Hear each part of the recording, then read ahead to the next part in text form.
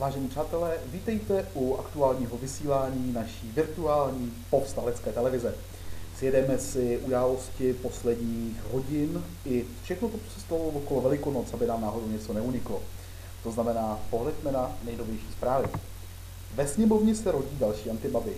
No neuvěřitelné. Jakmile si někdo otevře hubu proti Kalouskovi, ODS a spol, najednou jsou tady kauzy, najednou jsou tady antibabišové, ty nás budou masírovat ještě dlouho. To znamená, víme o tom, že už máme dalšího antibabiše. Není to žádné překvapení. Benzín bude zdražovat na 26,90. No už jsme byli zvyklí i navíc a pravděpodobně se to tam vyšplhá, protože naše vláda má prázdnou kasu a přece jenom ta spotřební daň jim umožní zaplácnout všechno to, co rozházeli. Takže víme, že benzín bude zdražovat. Co tady máme dál? Co dělají celebrity, když nemají peníze? No katastrofa. Hollywoodské hvězdy vymýšlejí nejnovější trendy, pokud jde o peníze. Přijďte si to zkusit k nám. Tady nemá peníze vůbec nikdo, kromě Kalouska a několika vyvolených jeho kamarádů VIP. Takže zveme hollywoodské celebrity sem k nám. Kalousek, dvojtečka. Zeman slovy o Číně popřel českou zahraniční politiku. Pane Kalousku, my máme nějakou zahraniční politiku? Já jsem myslel, že na veškeré naše rozhodnutí za nás dělá Brusel. Tak tady ta zpráva nám určitě živě netrhá. Z trasy letiště na Hrad zmizely vlajky vítající prezidenta Číny. Kdyby zmizely vlajky vítající Dalajlámu, byl by to průser. To, že zmizely vlajky vítající prezidenta Číny, to nám taky živě netrhá.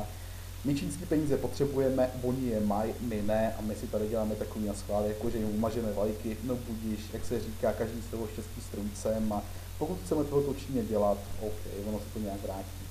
Třetí terorista z bruselského letiště se hledá, no a další si sem pouštíme. Jeden se hledá, dalších 150 000 právě přechází hranice přes Srbsko a další státy bývalé Jugoslávie, takže to je v pohodě. Teroristů tady bude dost, nebojte chlapci, bude co chytat. Co tady máme dál? No, přechod na letní čas zpozdí v neděli o hodinu noční vlaky.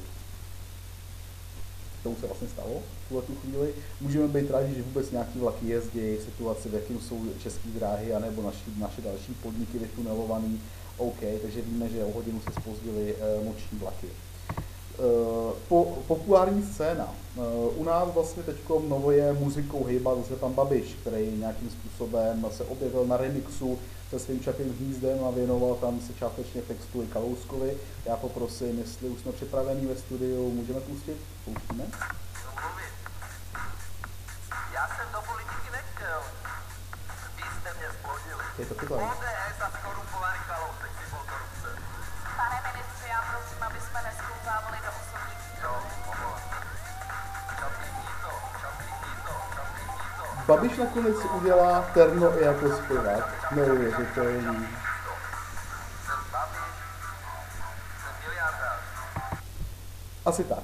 To znamená, s Babišem máme nově i zpěváka, ale rozhodli jsme se, že dáme prostor i panu Kalouskovi. To znamená, pane Kalousku, slyšíme se? Slyšíme se? Takže dobře. Můžete promluvit, prosím.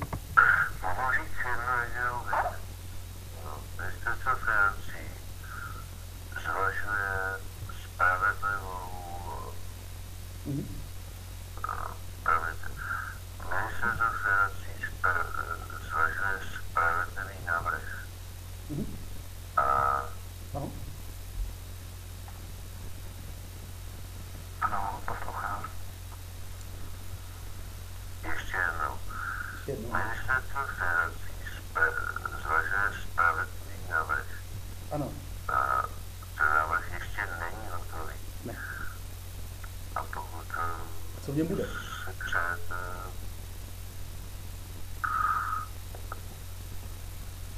Pane Kalousku? ještě jednou promiňte, já jsem Pohodě. trošku velmi. Pohodě. Máš to. Tak ještě jednou. Ministerstvo financí zvažuje spravedlivý návrh na základě zadání vlády. Ten návrh ještě není hotový. A pokud vy chcete vyrábět návrhy, které ještě nejsou hotové, tak si nejsem jistý, jestli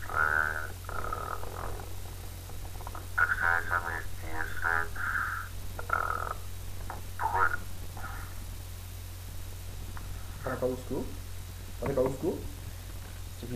Dobrý, to znamená, že dali jsme prostor i zastánci vlastně opozice, ve chvíli, kdy se mohl vyjádřit, ale vzhledem k Velikonocům pravděpodobně vyrazil s pomláskou. Věřím, že příště se nám to daří nějakým způsobem tyhle ty věci dodat tak, a nebo zachytit tyhle ty lidi, řekněme, trošičku v lepším stavu a v lepším stádiu. V každém případě vám děkuju a doufám, že se uvidíme u dalšího vysílání našich povstaleckých zpráv.